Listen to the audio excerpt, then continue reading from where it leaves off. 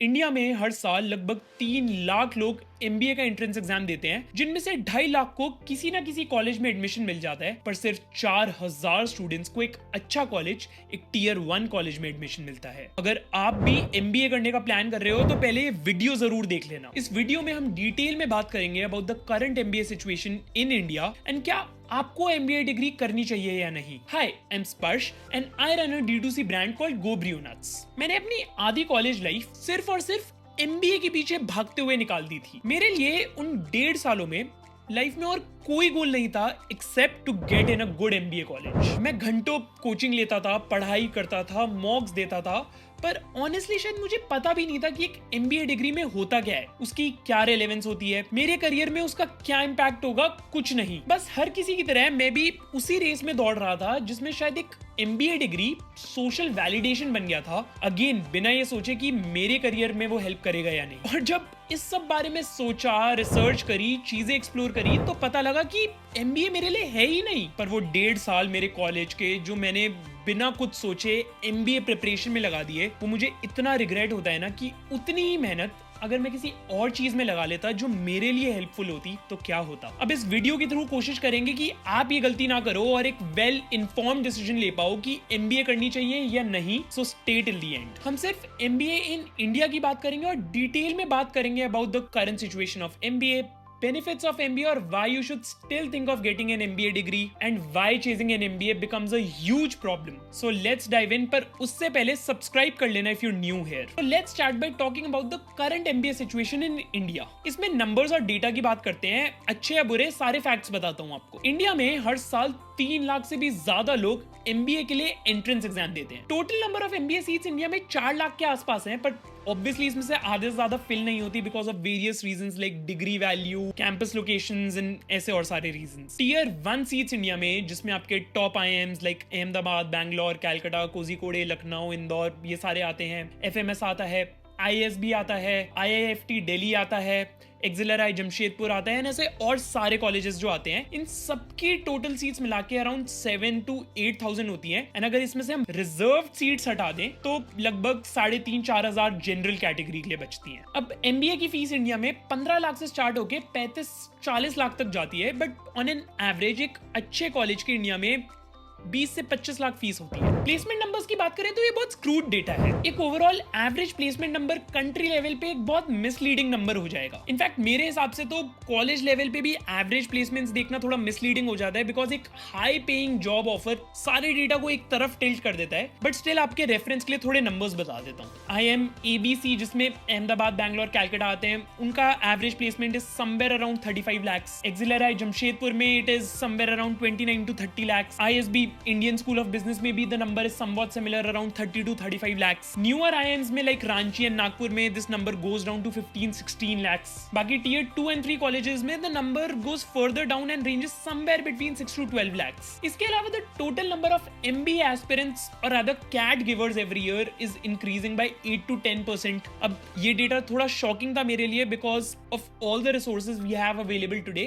लोग अभी भी सिर्फ एमबीए के पीछे भाग रहे हैं, देख के थोड़ा अजीब लगा। बट एनीवेज थोड़ा और शॉकिंग डेटा बताऊं तो ये जो भी सारे मैंने प्लेसमेंट्स नंबर बताए ना, they're on a slow decline. जहां ये नंबर्स इंक्रीज होने चाहिए थे एक्चुअली डिक्रीज हो रहे हैं। IMABC has seen a decline in management consulting offers। IIM Kozhikode, Lucknow, Indore, इन सब में the average placement offer has already gone down to 26-27 lakhs। In fact, placement numbers are not 100% anymore, which means कि उनके सारे students अब place नहीं हो रहे। Newer IIMs जो हैं और बेबी IIMs, उनमें तो और भी बुरा हाल है। 1 of 7 of their graduates are not getting placed। Deloitte की भी एक रिपोर्ट के हिसाब से there is a 26 to 28% early attrition among fresh MBA hires from tier 1 campuses and a 26 to 33% drop in pre-placement offers। Overall, India में ही there is a noticeable shift from degree-based hiring to skill-based hiring।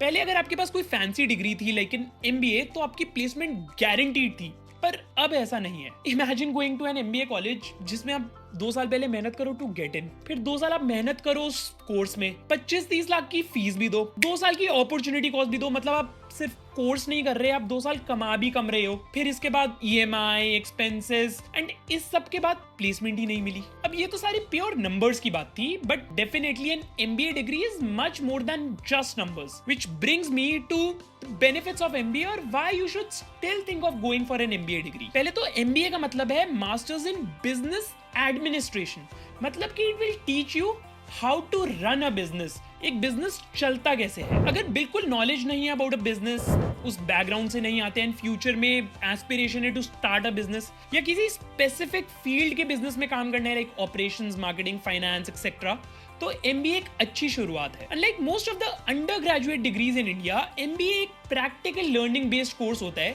जिसमें real life case studies से आपको पढ़ाया जाता है, like why a company did so well और why it failed. So overall curriculum भी अच्छा है। देन सबसे इंपॉर्टेंट चीज जिसके लिए आई थिंक हर किसी को शायद एमबीए कर लेनी चाहिए, आपको, मुझे, सबको, इज नेटवर्किंग। एमबीए कॉलेज एक बहुत अच्छी जगह होती है to build a strong network जो पूरी जिंदगी आपके साथ रहता है। एमबीए में आपको एक ऐसा इकोसिस्टम मिलेगा जिसमें हर कोई एक ग्रोथ एस्पिरेशन से आता है, लाइक माइंडेड इंडिविजुअल्स मिलेंगे, and because everyone there wants to achieve more, उस पीयर प्रेशर में आप ऑटोमेटिकली बेटर फंक्शन करते हो, खुद को इंप्रूव करते हो। ये नेटवर्क फ्यूचर में बहुत काम आता है। You obviously stay connected and आगे जाके आपके फ्रेंड्स, बैचमेट्स, जूनियर्स, सीनियर्स सब अलग फील्ड्स, अलग कंपनीज, अलग अलग जगह काम करते हैं। Some even build their own startups. College के पूरे एल्यूमनाई नेटवर्क का एक्सेस मिल जाता है आपको। इसके बाद if you want to shift your career paths, तो MBA makes sense for you. For example, अगर आपको इंजीनियरिंग से मैनेजमेंट कंसल्टिंग में जाना है, तो MBA is a good starting point जहां पे आपको उस फील्ड की knowledge,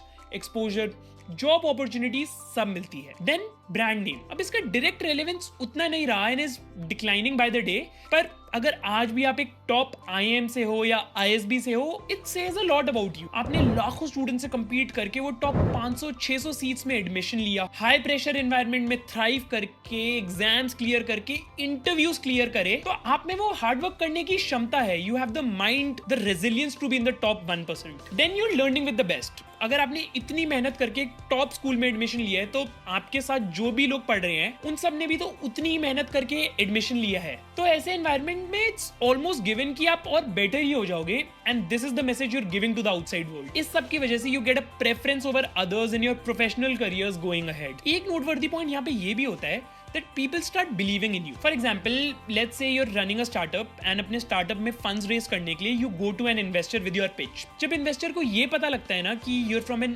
ISB or an IIM Ahmedabad, उसे automatically ये पता लग गया that you have it in you to achieve something which only a few people can and many other things like this. अब ये सारी ना एक साइड ऑफ स्टोरी है, एंड इससे पहले your mind starts tilting, let me tell you, ये सारे पॉजिटिव पॉइंट्स जो भी मैंने अभी तक बोले ना are only applicable if you go to a tier 1 college, which brings me to the main point of this video, that why chasing an MBA becomes a huge problem. अब मैं जो भी सारी चीजें आपको बताऊंगा ना, प्लीज ये मत समझना कि मैं आपको डायरेक्टली मना कर रहा हूँ MBA करने के लिए। I just want you to think thoroughly, अच्छे से टाइम दे के डिसाइड करो कि MBA करना है या नहीं। अभी यही तो हो रहा है ना कि हम सबको बोला गया कि MBA ही सब कुछ है। आई रिमेंबर मुझे अपना अंडर ग्रेजुएट ज्वाइन करते हुए पता था, और रादर मेरा माइंडसेट उस तरीके का था कि अगर मैंने एमबीए नहीं करी तो मैं करियर में कुछ भी नहीं कर पाऊंगा। किसी चीज पे थॉट नहीं दिया, प्रोज एंड कॉन्स नहीं देखे, करिकुलम नहीं देखा, आरओआई नहीं देखा, सिलेबस नहीं देखा, बस एमबीए करना है। एंड मेरे आसपास 90% लोग इसी विशियस थॉट का पार्ट थे। इनफैक्ट शायद आज भी हैं। इतने स्टूडेंट्स मुझे ऑलमोस्ट डेली रीच आउट करते हैं ये जानने के लिए कि बेस्ट एमबीए कॉलेज कौन सा है, ना कि ये कि एमबीए करनी क्यों है। एमबीए एक जेनेरिक डिग्री नहीं है जो कोई भी कर लेगा। हर रूल्स के हिसाब से शायद हर ग्रेजुएट एलिजिबल हो करने के लिए, बट इसका मतलब ये थोड़ी है कि कर ही लेनी है। इंडिया में एमबीए करिकुलम से ज्यादा एक जॉब फैक्ट्री की तरह देखी जाती है कि एमबीए करोगे तो अच्छा पैकेज मिलेगा, अच्छी प्लेसमेंट मिलेगी। एक बार बैठ के सोचना ये कि तुम्हारे आसपास या तुम्हारी खुद की कॉन्वर्सेशन किसी से इस बारे में क्या होती है। इस एमबीए कॉलेज की तो एवरेज प्लेसमेंट 30 लाख है। कितना अच्छा कॉलेज है ये। कॉलेज तो ऐसा ही है, सिर्फ 12 लाख का एवरेज प्लेसमेंट है। यार तू तो बोल रहा था कि ये कॉलेज अच्छा नहीं है, बट इसकी टॉप प्लेसमेंट तो 50 लाख गई थी। यार NIRF रैंकिंग्स में ना ये कॉलेज नीचे आता है, तो मेरा मन नहीं है जाने का। मेरे दोस्त के भैया ने ना IIM इंदौर से MBA करी थी, आज उनकी लाइफ सेट है। यार क्या हो रहा है ये सब। No one is talking about the faculty, the curriculum, the method of studying, nothing. इतने प्लेसमेंट ऑब्सेस्ड हैं हम लोग। आई नो सबका एंड गोल यही है, एक अच्छी जॉब मिल जाए, अच्छा पैसा कमाना है, पर ये रिस्पॉन्सिबिलिटी कॉलेज की थोड़ी है।